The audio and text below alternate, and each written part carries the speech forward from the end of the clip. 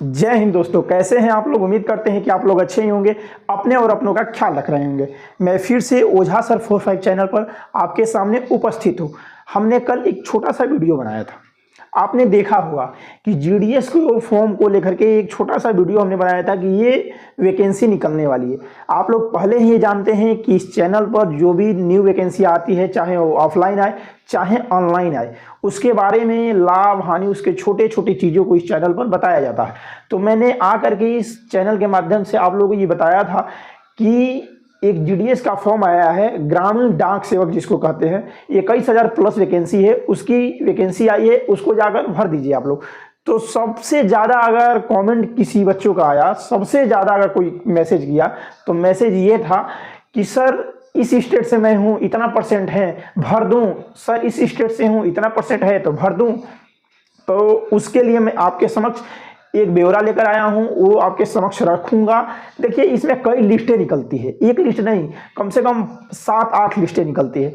तो इसमें list wise cut off कम होने लगता है। तो मैं जो अभी बताऊंगा उसको फर्स्ट लिस्ट वाला बताऊंगा कि फर्स्ट लिस्ट में अगर इतना परसेंट आपका रहेगा तो आ जाएगा, पहला नंबर। एक और बात सुन लीजिए, ये कि जब आप फॉर्म भरने जाएंगे तो सबसे पहले आपको अपना स्टेट, जिस स्टेट से आप फॉर्म भरना चाहते हैं वो स्टेट चुनना होगा। इसके बाद आपको डिवीजन चुनना होगा। जैसे कि एक स्टेट में कई डिवीजन होते हैं, जैसे 2 जिले को, 3 जिले को या एक जिले को बना करके, उदाहरण स्वरूप मैं आपको लोगों को बता रहा हूँ, एक डिवीजन बना दिया जाता है। तो कई डिवीजन होंगे, उस डिवीजन में उसका लैंग्वेज भी आपके सामने लिखा है कि इस डिवीजन में ये लैंग्वेज बोली जाती है।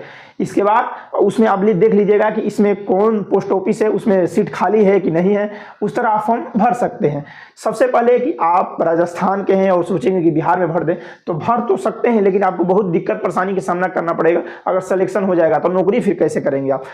मान लीजिए इसमें उतना सैलरी है नहीं, एक मिनिमम सैलरी है, उतना ज़्यादा है नहीं, तो फिर आप राजस्थान से बिहार में आकर ड्यूटी करेंगे, उसमें खर्चा भी बहुत ज़्यादा लगेगा। तो कोशिश आप यही करिएगा कि अपने आसपास, अपने राज्य में ही अपने आसपास कोई पोस्ट ऑफिस देख लीजिएगा कि वहाँ सहूलियत हो और वहाँ खाली पद है तो वहाँ भर दीजिए।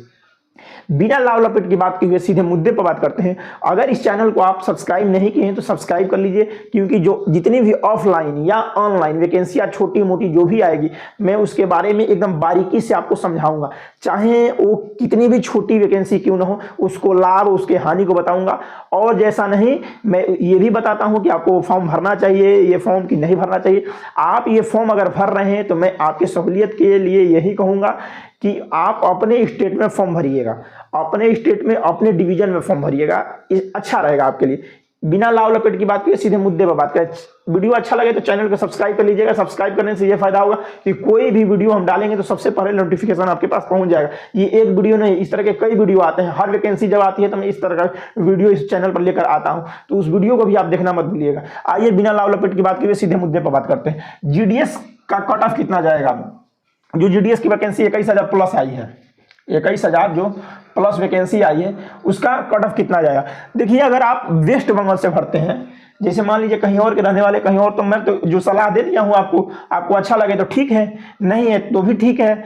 आप कमेंट में जरूर बताइएगा कि सर मेरा इतना परसेंट है, मैं क्या करूँ, उसके अनुसार मैं बताऊंगा आप लोगों को। बाकी एक छोटा सा ब्यौरा आपके समक्ष मैं रख दे रहा हूँ, उसको देख लीजिए। जैसे वेस्ट बंगाल में अगर आप जनरल से हैं तो 98% आपका है तो आप फॉर्म को भर सकते हैं। ओबीसी से है वेस्ट बंगाल में तो 96% आपका है, तो इस फॉर्म को भर दीजिए।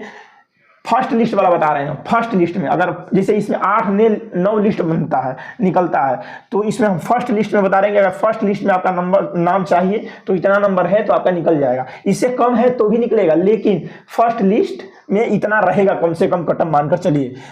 वेस्ट बंगाल में अगर 98% आपका है तो आप समझ लीजिए जनरल से तो भर दीजिए, 96% ओबीसी से है तो भर दीजिए, एससी से अगर वेस्ट बंगाल में 87% है तो भर दीजिए, और एसटी से 85% है तो भर दीजिए, और ईडब्ल्यूएस से 88% है वेस्ट बंगाल से तो भर दीजिए। छत्तीसगढ़ में अगर 97% जनरल से है तो आप भर दीजिए, 95% ओबीसी से है तो भर दीजिए, एससी से 88% है तो भर दीजिए, एसटी से 86% अगर छत्तीसगढ़ में आपका है तो भर दीजिए, ईडब्ल्यूएस में अगर 87% आपका है तो वे छत्तीसगढ़ से तो भर दीजिए। झारखंड में आइए, झारखंड में अगर जनरल से आपका 99% है तो इस फॉर्म को भर दीजिए। 99%, झारखंड में कटअप थोड़ा हाई जाता है। ओबीसी 98% है तो भर दीजिए, एससी 87% है तो भर दीजिए, एसटी 85% है तो भर दीजिए, ईडब्ल्यूएस 89% है तो आप फॉर्म को बेहिचक भर दीजिए, आपका सिलेक्शन हो जाएगा। उत्तर प्रदेश में अगर आपका जनरल से 98% है तो आप फॉर्म को भर दीजिए। देखिए ये वीडियो आपको अच्छा नहीं लग सकता है, अच्छा लग भी सकता है। अगर नहीं अच्छा लगेगा तो उसके लिए मैं कुछ नहीं कर पाऊंगा। मैं जो सही है वही रियलिटी बता रहा हूं, जो सही है वही बता रहा हूं। अगर इतना आपका नहीं है तो फॉर्म को मत अप्लाई करिएगा। इसलिए अप्लाई नहीं करिएगा कि आपका मेहनत भी बर्बाद होगा और जो सोचेंगे कि फॉर्म को भरे हैं मेरा रिजल्ट आएगा वो भी समय बर्बाद होगा। तो उतना समय बर्बाद करने की जरूरत नहीं है। आगे भी जो वैकेंसी आती है उसके बारे में मैं बताता हूं। तो उत्तर प्रदेश में अगर 98% आपका है तो इस फॉर्म को भर दीजिए। ओबीसी से है और 96% उत्तर प्रदेश में है तो आप फॉर्म को भर सकते हैं। एससी से 88% है तो भर सकते हैं, एसटी से 86% है तो भर सकते हैं, ईडब्ल्यूएस से 88% अगर उत्तर प्रदेश से है तो आपको फॉर्म को भर सकते हैं। इसमें बस इसी अंक के आधार पर 10th क्लास के अंक के आधार पर इसमें सिलेक्शन होगा, इसमें कोई एग्जाम नहीं होगा। जम्मू कश्मीर में अगर 99% आपका जनरल से बन रहा है तो आप फॉर्म को भर दीजिए। ओबीसी से 95% आपका बन रहा है तो भर दीजिए, एससी से 86% बन रहा है तो भर दीजिए, और एसटी से 84% जम्मू कश्मीर से बन रहा है तो भर दीजिए, और ईडब्ल्यूएस 84% आपका बन रहा है तो इस फॉर्म को भर दीजिए। महाराष्ट्र में अगर 98% अगर जनरल का है तो आप भर सकते हैं। ओबीसी 96%, एससी 88%, एसटी 86% और ईडब्ल्यूएस 85% आपका है महाराष्ट्र से तो भर सकते हैं। तमिलनाडु में 98% अगर जनरल से आपका है तो फॉर्म को भर दीजिए, इसमें कोई दिक्कत नहीं, आपका सिलेक्शन हो जाएगा। ये प्रथम लिस्ट वाले को हम बता रहे हैं। अगर 96% ओबीसी से है तो आप भर दीजिए तमिलनाडु में, एससी से 86% है तो भर दीजिए, एसटी से 84% है तो भर दीजिए, ईडब्ल्यूएस से 85% है तो आप फॉर्म को भर सकते हैं। नॉर्थ ईस्ट में जितनी भी स्टेट है उसमें अगर जनरल से 98% आपका बन रहा है तो भर दीजिए, 95% ओबीसी से बन रहा है तो आप फॉर्म को भर दीजिए, एससी से 90% आपका बन रहा है तो भर दीजिए, एसटी से 88% बन रहा है तो भर दीजिए, और ईडब्ल्यूएस से 84% बन रहा है आपका नॉर्थ ईस्ट का तो भर दीजिए इस फॉर्म को। मध्य प्रदेश में अगर 97.5% आपका जनरल से बन रहा है तो इस फॉर्म को भर दीजिए। ओबीसी से 94.5% अगर बन रहा है मध्य प्रदेश में तो आप भर दीजिए। एससी से 86% भर रहा है तो भर दीजिए, मध्य प्रदेश से बता रहे हैं, और एसटी से 84% है तो आप फॉर्म को भर दीजिए। ईडब्ल्यूएस से 82% अगर आपका है मध्य प्रदेश से तो फॉर्म को भर सकते हैं, इसमें कोई दिक्कत की बात नहीं है, आपका सिलेक्शन हो जाएगा। कर्नाटका में अगर 98% आपका जनरल से बन रहा है तो आप इस फॉर्म को भर सकते हैं। अगर ओबीसी से 96% कर्नाटका से आपका है तो भर सकते हैं इस फॉर्म को। अगर 89% एससी से हैं तो फॉर्म को भर सकते हैं, एसटी से 87% है तो भर सकते हैं, और ईडब्ल्यूएस 83% आपका है तो भर सकते हैं। दिल्ली से आइए, दिल्ली से देखते हैं। दिल्ली से 97% अगर आपका है जनरल से तो आप इस फॉर्म को भर दीजिए, कोई दिक्कत की बात नहीं है। ओबीसी 95% है तो भर दीजिए, एससी से 85% है अगर दिल्ली से आपका तो भर दीजिए, एसटी से अगर दिल्ली में 84% है तो आप फॉर्म को भर सकते हैं, ईडब्ल्यूएस अगर 84% आपका है दिल्ली से तो फॉर्म को भर सकते हैं। अब आइए ओडिशा में अगर जनरल से 96% है आपका तो फॉर्म को भर दीजिए। ओबीसी से ओडिशा में अगर 94% है तो फॉर्म को भर दीजिए। ओडिशा से अगर 87% एससी का है तो भर दीजिए। ओबीसी से अगर एसटी का 85% है तो फॉर्म को भर दीजिए। ओडिशा में अगर ईडब्ल्यूएस का 84% है तो आप फॉर्म को भर सकते हैं। राजस्थान में आइए देखते हैं। राजस्थान में अगर जनरल से आप हैं और 96% आपका नंबर है तो फॉर्म को भर सकते हैं। ओबीसी से अगर हैं आप 93% आपका नंबर है तो फॉर्म को भर सकते हैं। एससी से अगर 89% आप हैं आपका है तो फॉर्म को भर सकते हैं। राजस्थान वालों के लिए बता रहे हैं। राजस्थान में अगर एसटी से हैं आप 87% आपका अगर फॉर्म अगर है तो फॉर्म को भर सकते हैं। ईडब्ल्यूएस से अगर 82% है तो आप इस फॉर्म को राजस्थान से भर सकते हैं। राजस्थान वाले देख लीजिए, इसलिए कि जो पिछला वीडियो हमने डाला था कि एक वैकेंसी आई है जीडीएस की, तो उसमें एक बच्चा ने कमेंट किया था कि सर मेरा इतना परसेंट है, राजस्थान से है, क्या सिलेक्शन हो जाएगा? आप देख लीजिएगा अपने अनुसार कि आपका सिलेक्शन होगा कि नहीं होगा। उत्तराखंड से अगर 95% आपका जनरल से है तो आप भर दीजिए, आपका सिलेक्शन हो जाएगा। 93% ओबीसी से हैं आप उत्तराखंड से तो भर दीजिए, आपका सिलेक्शन हो जाएगा।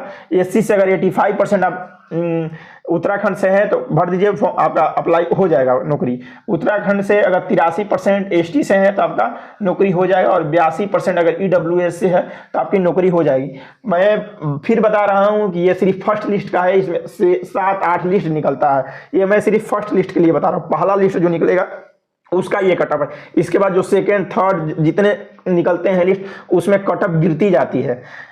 पंजाब से अगर 96% आपका है जनरल से तो आप भर सकते हैं, 94% अगर ओबीसी का है तो भर सकते हैं, एससी का अगर 86% है पंजाब से तो आप भर सकते हैं, और एसटी का 84% है आप तो पंजाब से भर सकते हैं, और ईडब्ल्यूएस का 81% है तो फॉर्म का आप भर सकते हैं। हरियाणा को ले लीजिए, हरियाणा अगर जनरल से 98%, हरियाणा में देखिए कट ऑफ थोड़ा ज़्यादा जाता है, अगर हरियाणा से जनरल से 98% है तो आप फॉर्म को भर सकते हैं। ओबीसी 95% है तो भर सकते हैं, एससी 83% है तो भर सकते हैं, और एसटी 81% है तो भर सकते हैं। ईडब्ल्यूएस अगर हरियाणा से 89% है तो आप फॉर्म को भर दीजिए, कोई दिक्कत की बात नहीं है। अब बिहार को देख लीजिए, अगर जनरल में 99% आपका है तो फॉर्म को भर दीजिए। अगर बिहार से ओबीसी हैं आप 97% आपका बन रहा है तो फॉर्म को भर दीजिए।